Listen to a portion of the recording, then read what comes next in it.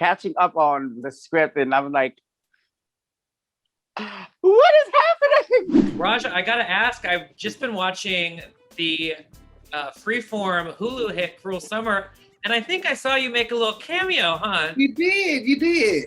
What was that experience like? It was actually amazing. Of course, we were doing it. We filmed during COVID or during the pandemic, during lockdown. So I was super blessed to actually get that gig and to be able to film, especially during the pandemic. But it was amazing. It was so much fun. I had so much fun on set, and it was like my first real acting gig. So I'm like, ooh, I got my feet wet. So now keep your eyes out, okay? Jiggly, it was such a joy to see you on Pose. Thank you. When it came on the screen, it warmed my heart as a New York gay, seeing you up there on the big screen on one of my favorite shows, on one of the biggest shows of the year. What was it like filming, and specifically, what was it like filming those last few episodes? Because I've been catching up and I've just been crying the whole time. So filming the last few episodes, because I didn't get back to the episodes until episode 5. So when I got back, knowing the stuff that catching up on the script, and I'm like,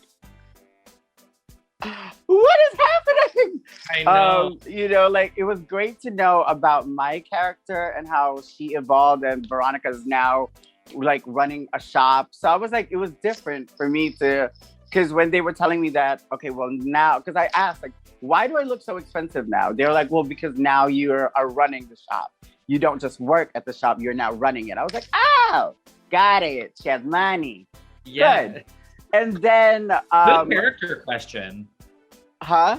Good character question to ask, like, how did my character evolve? Well, because the one thing about Pose is like these time jumps.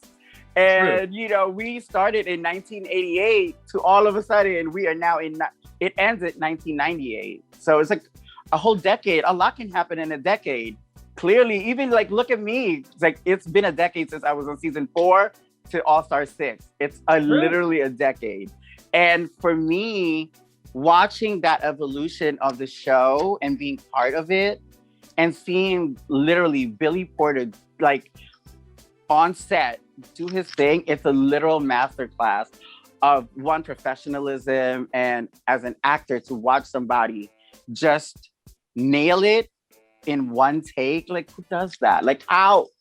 It's so good to watch. And I was like, okay, so it also helped because going into All-Star 6, I knew that I have to kick up my A game because I'm not going to let any of these bitches punk me.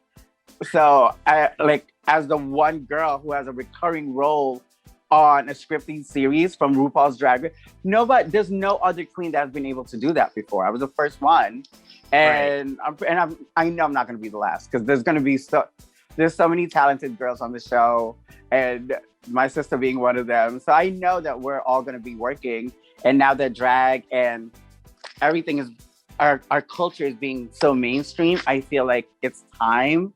And we're going to see more of us and our stories be told authentically by our people.